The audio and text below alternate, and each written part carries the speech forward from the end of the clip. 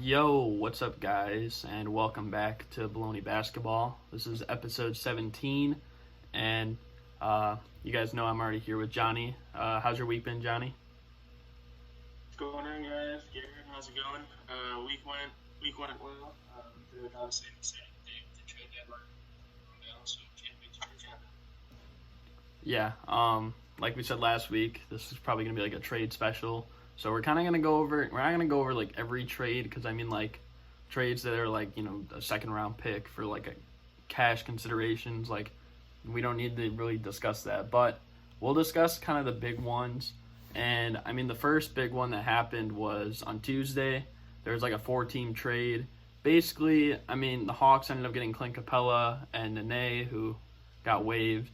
The Houston Rockets get like Robert Covington and Jordan Bell. The Minnesota Timberwolves got Malik Beasley, Juan Hernan-Gomez, Evan Turner, Jared Vanderbilt, and a first-round pick from, like, really Brooklyn's pick. And the Nuggets get Gerald Green, Keita Bates-Diop, Noah Vonleh, Shabazz Napier, and a Rockets pick. So when looking at all this, Johnny, who do you think won the trade and who do you think lost the trade? And are there some people that it really doesn't affect?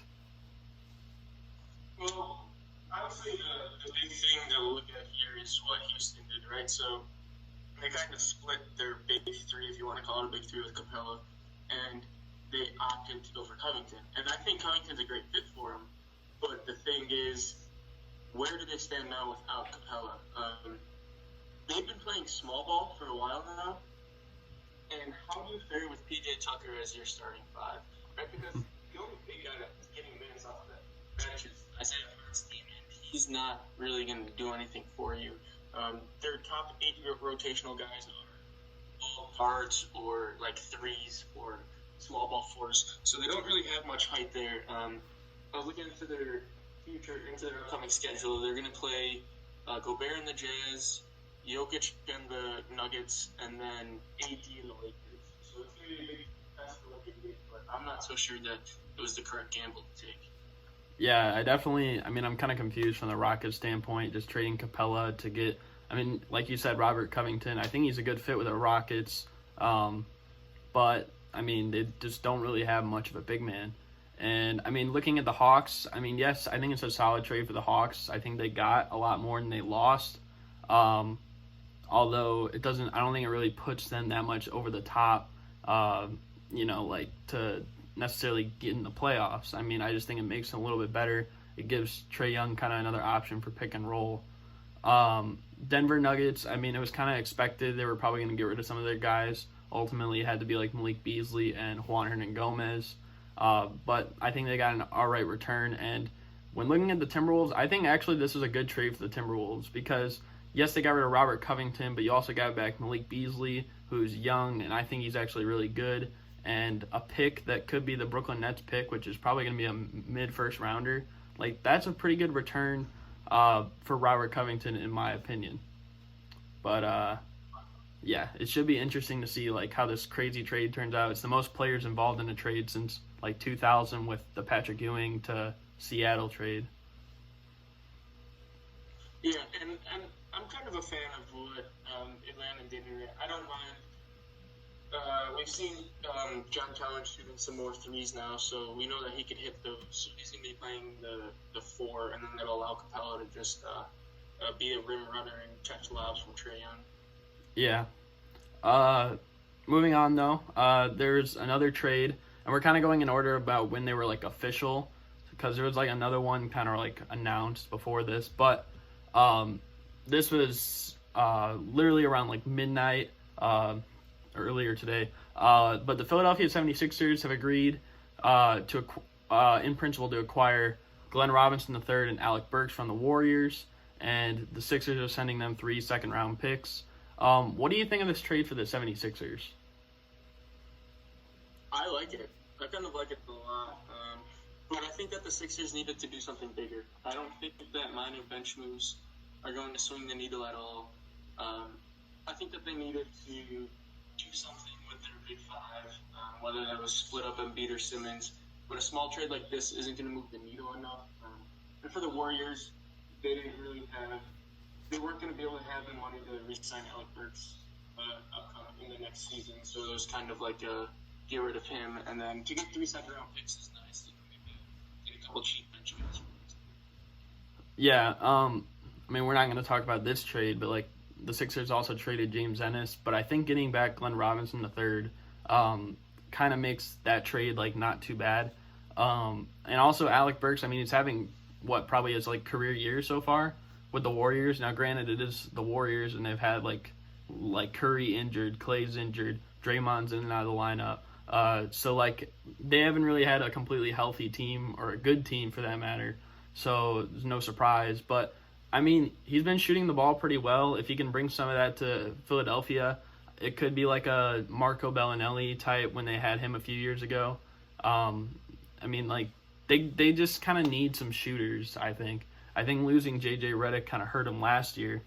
And, I mean, getting Alec Burks, like, I don't know if he's going to be, like, J.J. Redick's replacement, per se, but he could definitely help them kind of with floor spacing.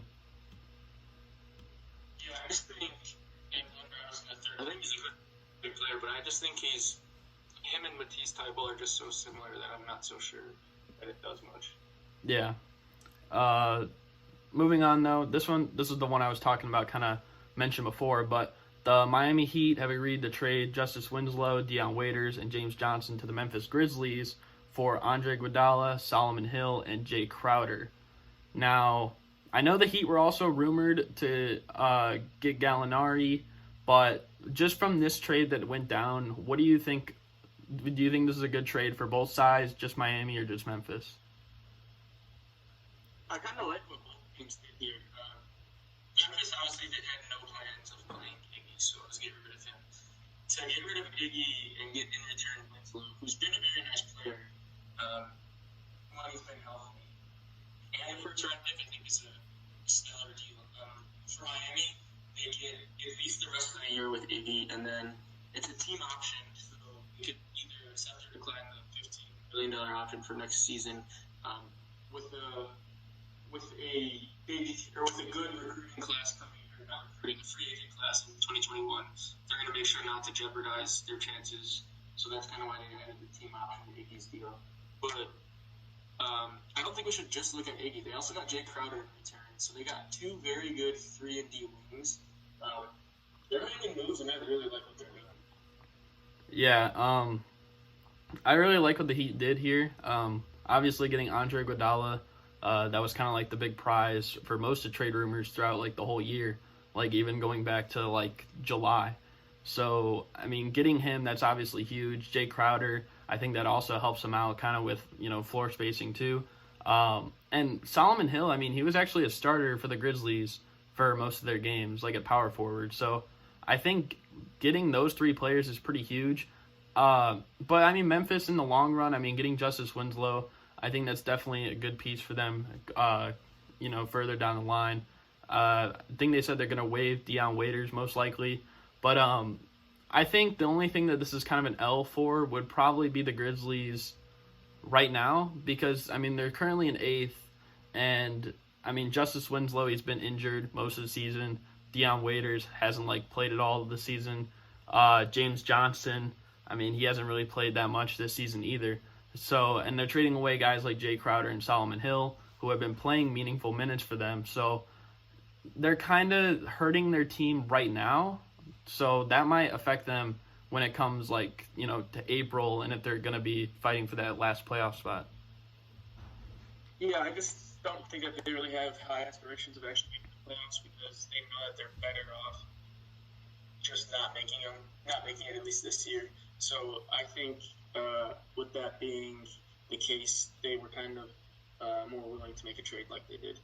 Yeah, that's fair. I mean, just though with that goal in mind, because, I mean, that's kind of a fair point, though, to make.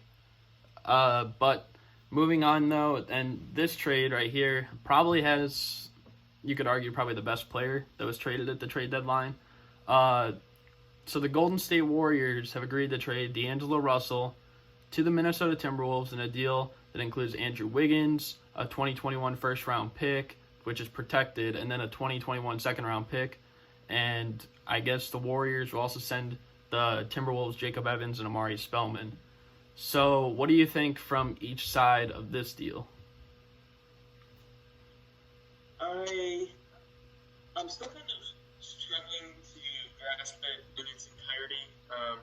But from what I've seen, we know that D'Lo wants to play with Cat. He wants to play with Booker. So D'Lo to Minnesota has always been a thing. And I never really thought that the Warriors should have kept D'Lo just because he really doesn't fit in when everybody's healthy next season. So essentially what the Warriors got was Harrison Barnes 2.0 and Andrew Wiggins. Probably a better version of Harrison Barnes, but Harrison Barnes nevertheless. What I really wanted to see, and I know I talked about it a couple times before, with a Minnesota Golden State deal would be something, a deal centered around D'Lo and a deal centered around Covington. Because I think Covington on the Warriors would have been something incredible to see. But they still got a decent return for D'Lo, and they kind of, I feel like they knew that they were going to team all along. Yeah, I think it seemed obvious that eventually D'Angelo Russell would be traded. But I feel like a lot of people kind of ruled out the possibility of D'Lo going to the Timberwolves once that 4-team trade was made. But I was thinking to myself, like, we'll see. We'll talk about one trade here in a second where it's like someone who was involved in a trade and they got traded right away. So, I mean, some of the Minnesota Timberwolves assets, now they weren't like included, but say they wanted to trade right away like a Juan Hernangomez or Evan Turner or whoever they ended up getting, like they could include those in a deal for D'Angelo Russell. So that's why I was thinking like it's not completely over because like now they have like a lot of pieces. But yeah, I think this trade's kind of weird. I think it's kind of like overrated in a sense because I don't know if D'Lo and Cat, I don't even know if that's a playoff team in the West like next year. And because I mean you got to think the Warriors, like they're gonna be way better. Portland, if they're healthy, they're going to be better. And, I mean, that's like, with the top 6 or so, like, that's like 8 teams. Also, you got the Thunder if they don't make any moves. So, it's going to be tough for them to even make the playoffs next year. As for the Warriors, the only thing that I kind of would say to them is not to kind of let Andrew Wiggins get in his mindset that he's going to be kind of running the show. Because, I don't know, that's kind of how it was his rookie season where, he kind of had, like, the freedom to do whatever he wanted. And, I mean, yes, it was good for a little bit, but then, like, once guys like Jimmy Butler were brought in, then it kind of, like, affected his game.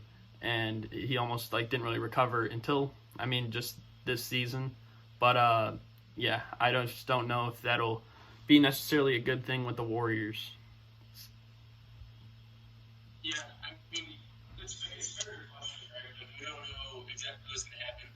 And now it's just going to be interesting to see what team Minnesota builds around D'Lo and Cat, because we haven't really seen Cat with. We've seen Cat play with Derrick Rose, we've seen him play with Jeff Teague, but we really haven't seen him with a star, ball-dominant guard. And so now that he has that, it'll be interesting to see kind of how the team builds around him. Yeah.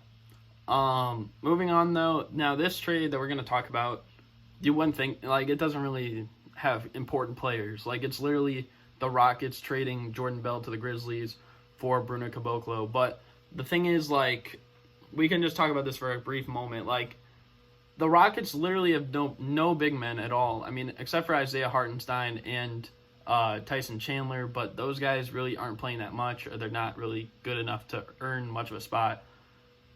What do we, like, if you were to, like, predict right now, do you think that the Rockets' small ball system is going to work, like, or no?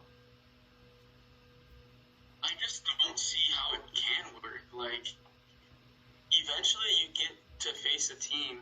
A lot of teams in the West, like, have great bigs, right? So, like, look at the Lakers with Iggy, look at the Jazz with Gobert, you look at the Nuggets with Jokic. Like, those are just some of them. I mean, just consider what they have. I'm on the Rockets roster page right now. They only have 2 guys above 6'9", and those are Tyson Chandler and Isaiah Hartenstein, and those guys aren't getting minutes right now. So you're relying on guys like Bruno Caboclo, Covington, PJ Tucker, Daniel House to, like, play the 4 and 5 consistently. and I just don't see how it's going. Yeah, I mean, you basically said probably about everything I would have said.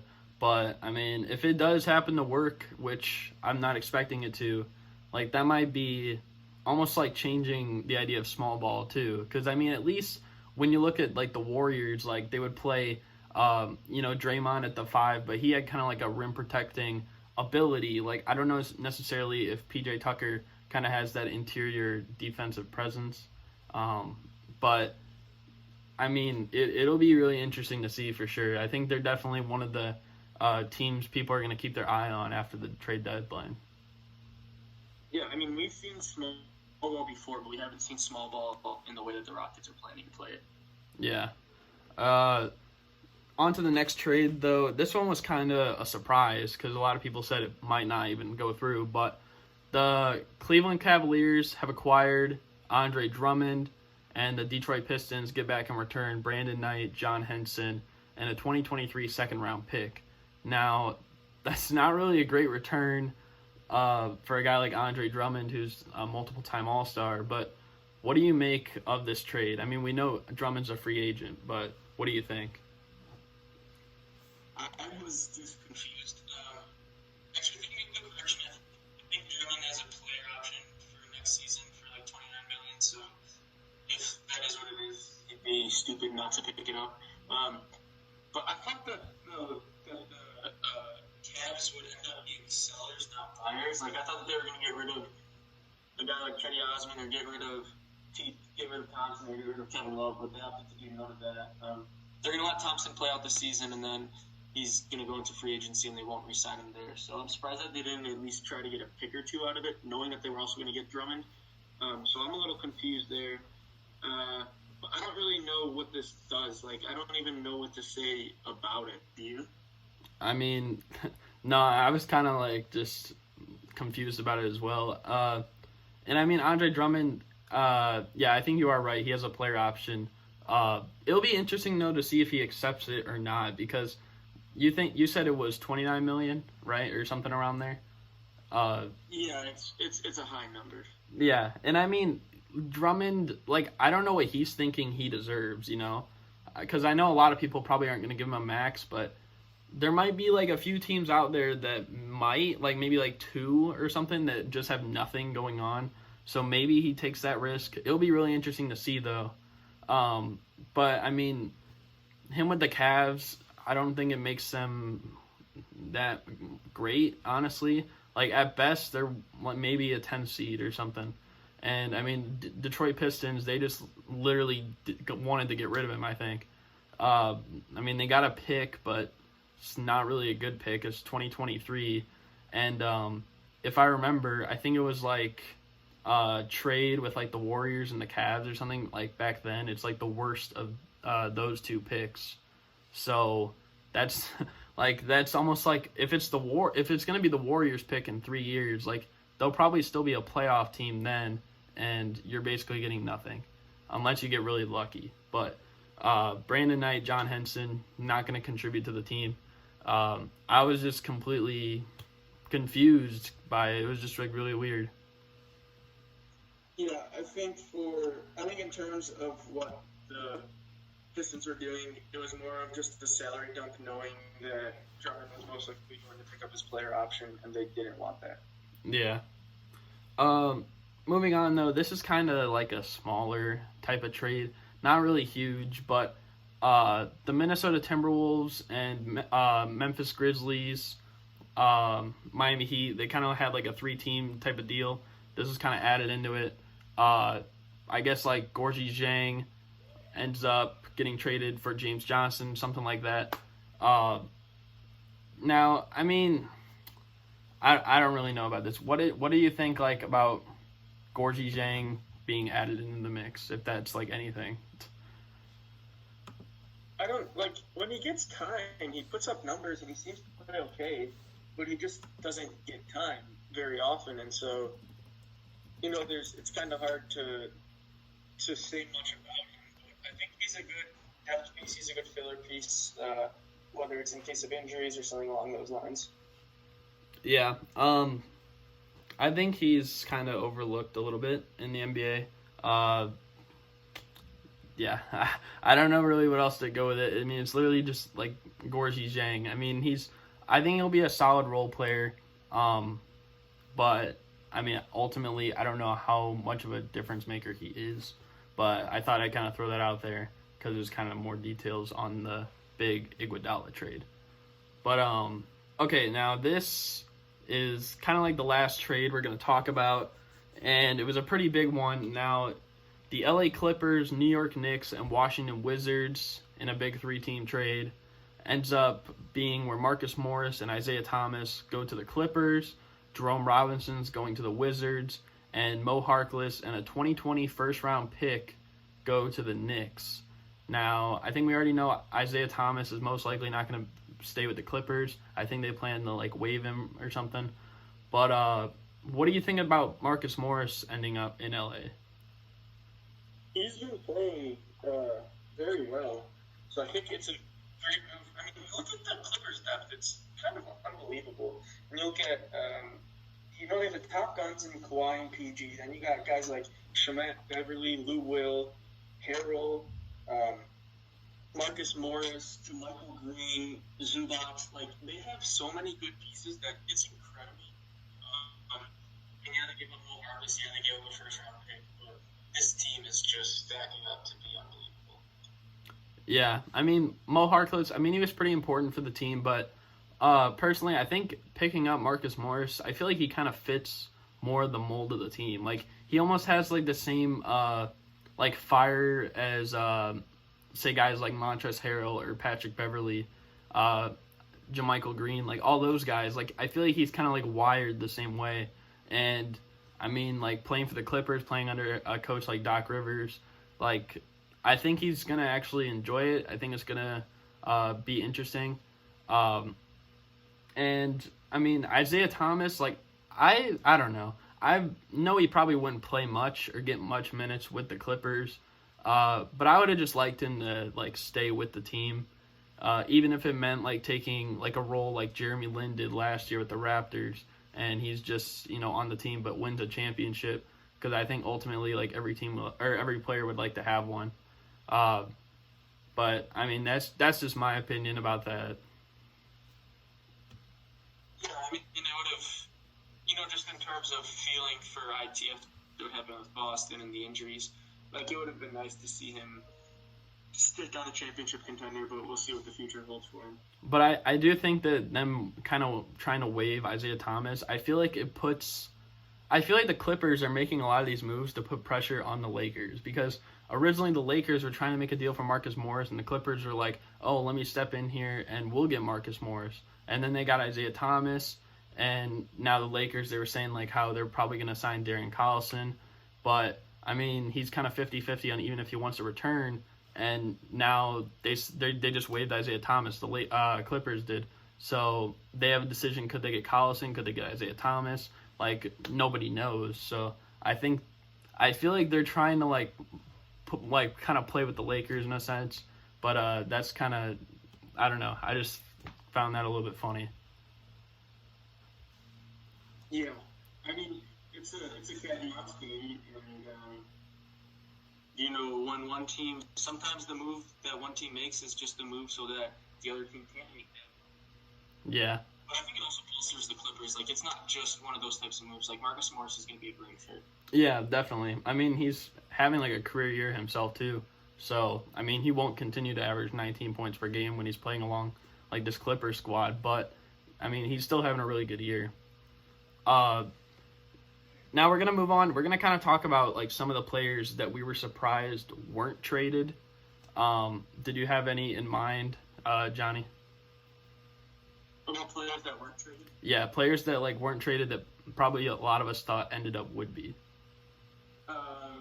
Couple that on the top of my mind were either Kevin Love, Tristan Thompson, DeMar DeRozan, Gallinari. Outside of that, nobody's really coming up. Yeah, I mean, Kevin Love, Tristan Thompson, doesn't really make too much sense why they wouldn't trade him. I was really surprised by Gallinari, not just because like he was rumored to the Heat, but because when he was injured this year, like the Thunder were like really good. So I'm like, maybe they'll probably just trade him, see what they can get for him, and maybe it can make him even better. Maybe they can become like a serious team. But I mean, there's other players. You did say DeMar DeRozan. Obviously, LaMarcus Aldridge's up there. You also got Derrick Rose. There's just like a bunch of players. Another one actually I was surprised about was Bogdan Bogdanovic. I had a feeling he might get traded. I feel like he would have been a good fit maybe like on the Bucks as a bench player. But yeah, that's just like kind of some of our surprises, I guess, for the trade deadline. Yeah, fair enough.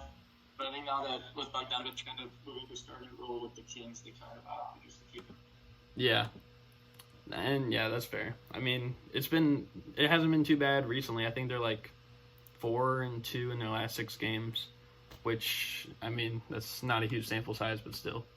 A little bit of an interesting thing. I mean, we talked about like the Knicks trading away Marcus Morris, but they also fired Steve Mills, and I guess they're going to replace him with Leon Rose.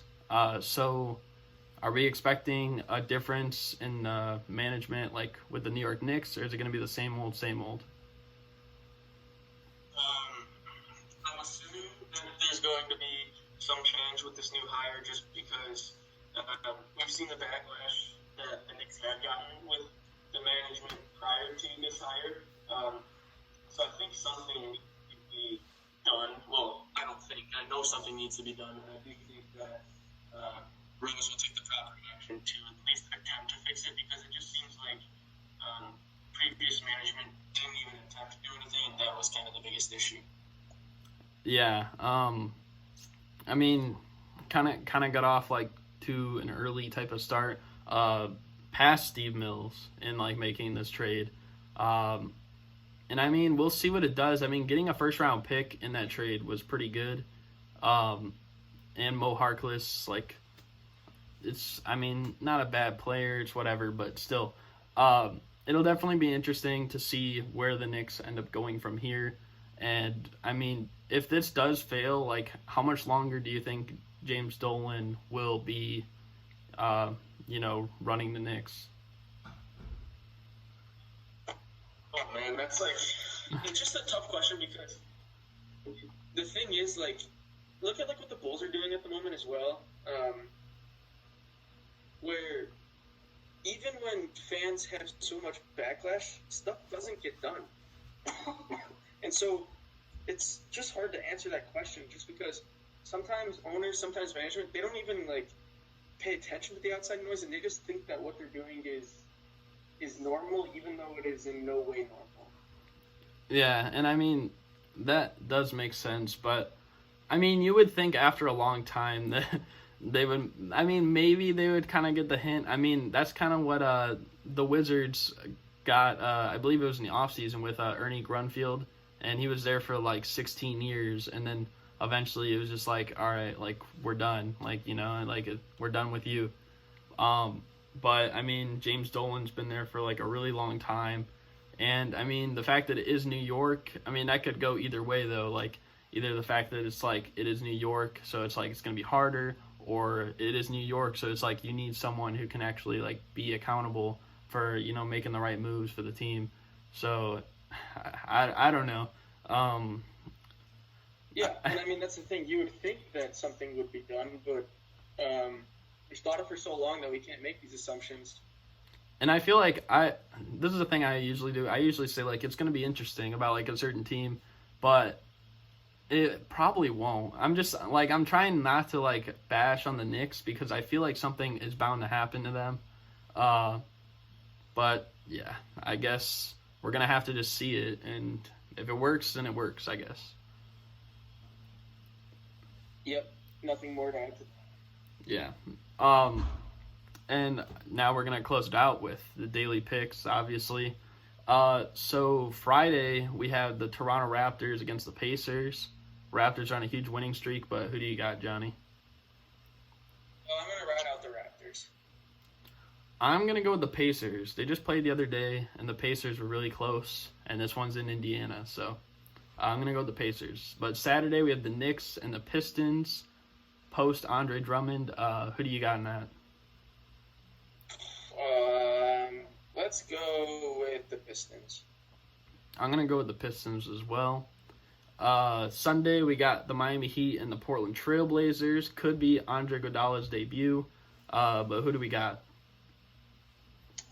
I'm going to take Portland at home. I was actually going to take Portland too. I'm going with the Blazers. But Monday, we got the Nets and the Pacers. Who's winning that one? I'll take the Pacers there. I also got Indiana.